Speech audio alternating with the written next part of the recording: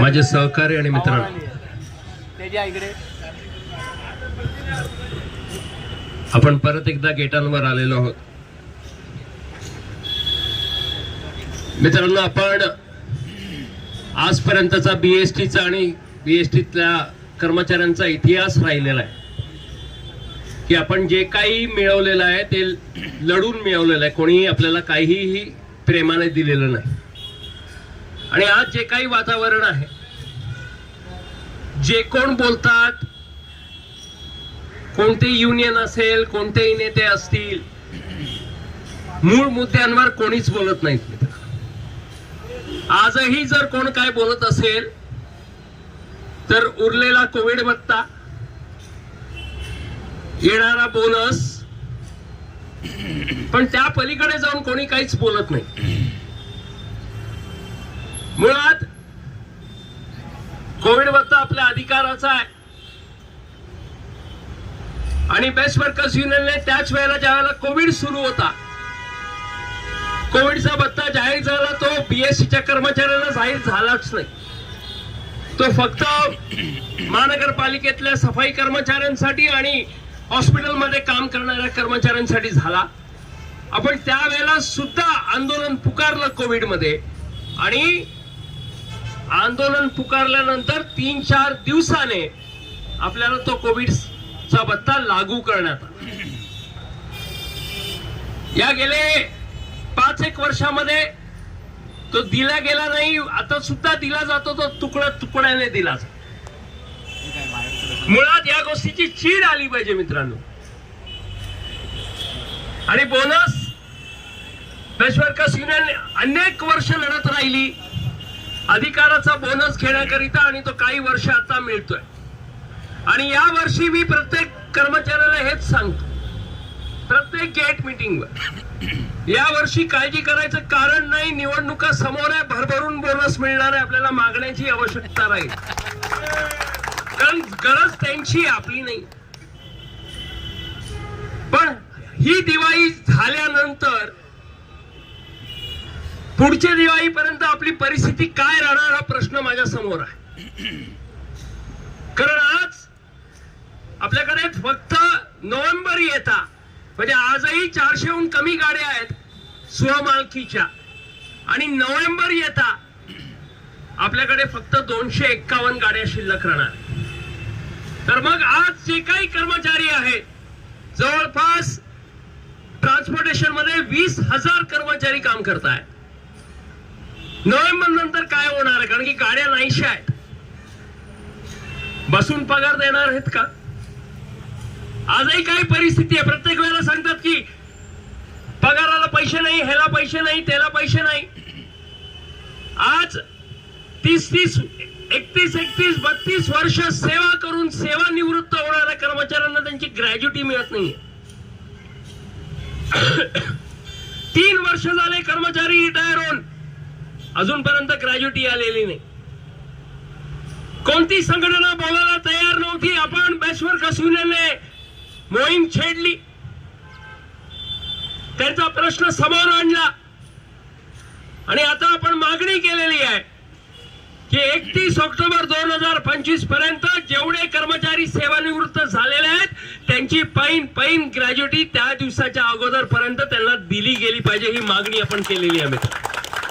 कारण ग्रॅज्युटीचा प्रश्न फक्त सेवानिवृत्त झालेल्या कर्मचाऱ्यांचा नाहीये. ती स्टॅच्युटरी पेमेंट आहे, माझ्या अधिकाराची पेमेंट आहे. जर सेवानिवृत्त होणाऱ्या कर्मचाऱ्यांना मिळत नसेल तर उद्या मी सेवानिवृत्त होणार आहे, तर त्यावेळेला काय होणार? आज ग्रॅज्युटीची थकीत रक्कम ही जवळपास 700 कोटीच्या घरात आहे.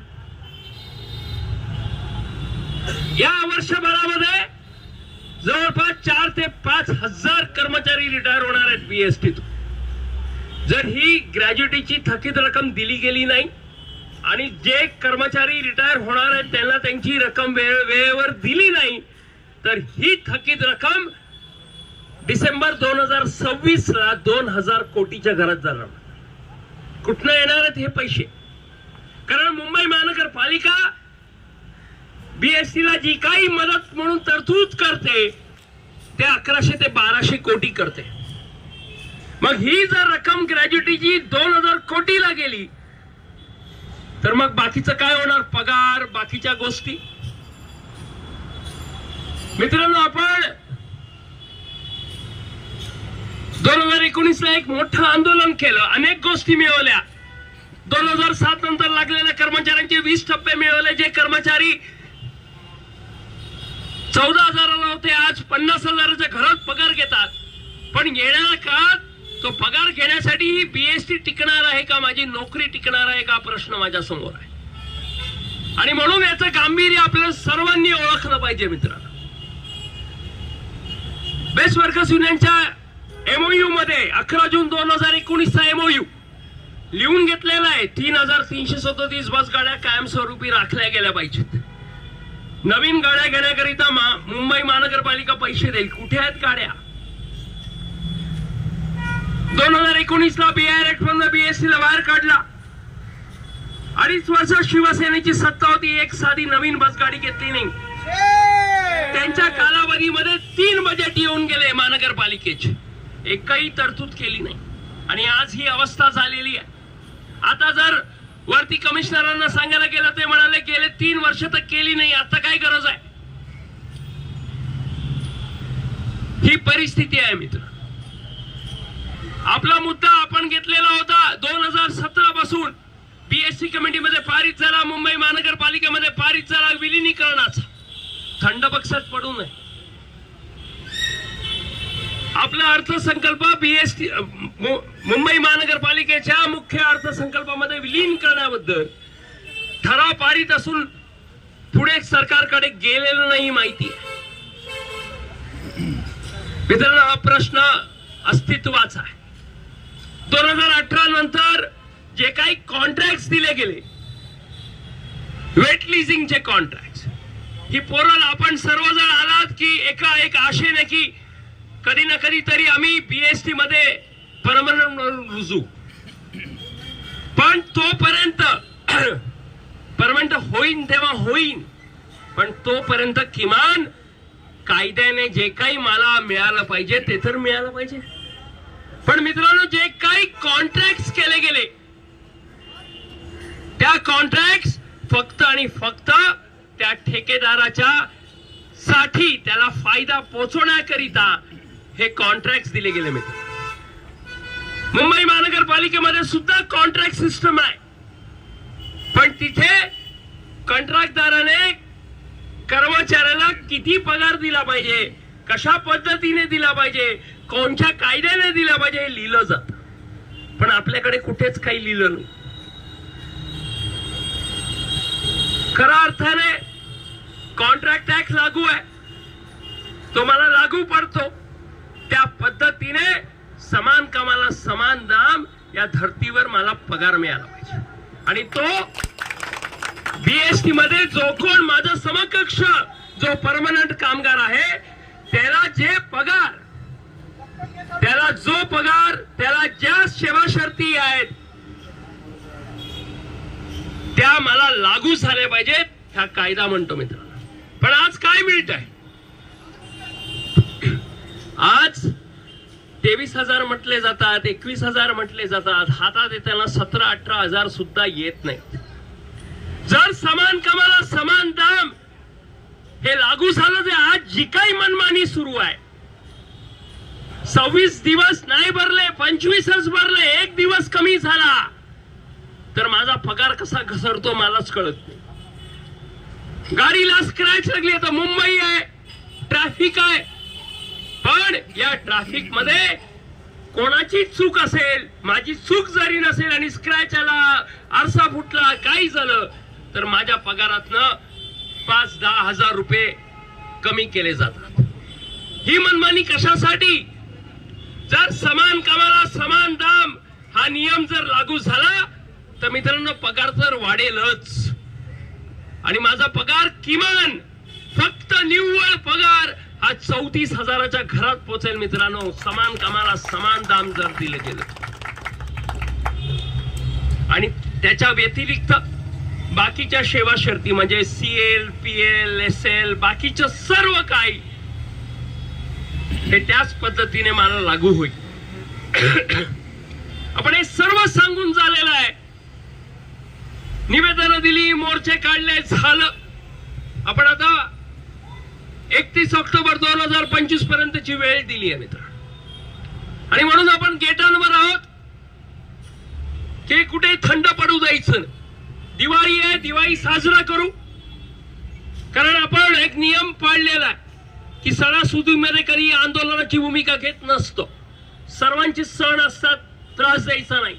पण माझं कुटुंब टिकलं पाहिजे, जगलं पाहिजे, यासाठी तर मला झटायला पाहिजे ना. यासाठी तरी मला लढायला पाहिजे. नाही तर उद्या काय होणार.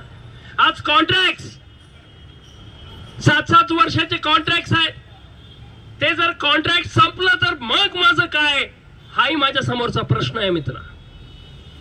आणि म्हणून आपण मागणी केलेली आहे की जेवढे वेट लीजिंगचे कर्मचारी आहेत त्या सर्वांना समान कामाला समान दाम, या धर्तीवर मला माझा पगार आणि बाकीच्या सर्व सेवा शर्ती 31 ऑक्टोबर 2025 पर्यंत लागू करण्याचे आदेश देण्यात.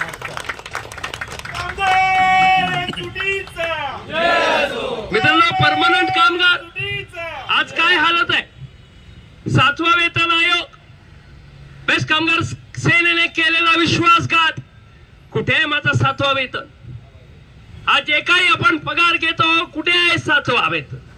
जर 7वा वेतन खराखुरा लागू झाला असता मित्रांनो, तर आज जे काही आपण पगार घेत आहोत त्या पगारामध्ये किमान 8 ते 10 हजार रुपये प्रत्येक कर्मचाऱ्याचे वाढले असते. हे 7वा वेतन. आपण कोर्टात आहोत, वेळ लागतो. 7वा वेतन तुम्ही बघा. भत्ते HRA मला 24% मिळाला पाहिजे, मला आता 20% मिळतोय. वार्षिक वेतन वाढ 3% दरवर्षी झाली पाहिजे, 2% होते. म्हणजे दरवर्षी पगारवाढीमध्ये 33%ची तूट आहे मला. आपण मागणी केलेली आहे की 31 ऑक्टोबर 2025 पर्यंत खराखुरा 7वा वेतन आयोग BSEच्या कर्मचाऱ्यांना लागू करण्यात यावा, ही आपली मागणी आहे. मी आज जास्त वेळ घेणार नाही मित्रांनो तुमचा, पण आपण तयारीत राहिलं पाहिजे. ही लांबची लढाई आहे, चढत्या कमानीची. आणि मी आधीच सांगितलेलं आहे, आता आझाद मैदानावर जायची गरज नाही. भरपूर झालं, आझाद मैदान झालं, सर्व झालं. आता आपण निर्णायक लढायांकडे वळलेलो आहोत आणि त्या लढायांची तयारी आपल्याला जोरात करायला पाहिजे.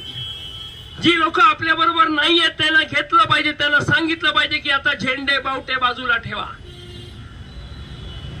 आताच वेटलीस आणि परमनंट काय म्हणजे उद्या BST टिकलीच नाही, राहिलीच नाही. कारण जो तो नेता येतो BST बद्दल ज्याला थोडस पुळका येतो, काय म्हणतो, BST ला वाचवलं पाहिजे. काय करून जमिनी आहेत ते डेव्हलप करा आणि ही BST ला उत्पन्न मिळवून द्या. जर BSTच्या जमिनीत जर गेल्या तर कोणाचं डेव्हलपमेंट होणार आहे, आपलं की त्या बिल्डराचं. तर म्हणून मित्रांनो, ही खतऱ्याची घंटी ओळखली पाहिजे. आणि जे काही आज आपण मिळवलेलं आहे ते टिकवून पुढे जे काही मिळवायचं असेल तर ही BST त्यातला कामगार हा जगला पाहिजे, याची लढाई आपण छेडलेली आहे.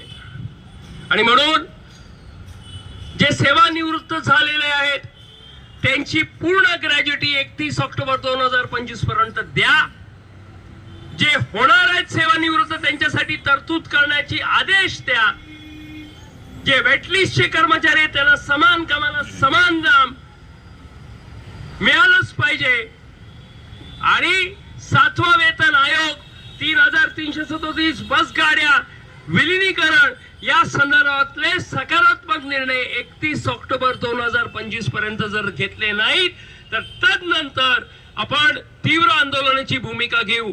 आणि मला विश्वास आहे मित्रांनो, जर आपण परत एकदा झेंडे बावटे बाजूला ठेवून लढलो तर मला विश्वास आहे की आपण यातली प्रत्येक गोष्ट मिळवण्याशिवाय राहणार नाही. या विश्वासाने मी इथेच थांबतो. जय हिंद, जय महाराष्ट्र.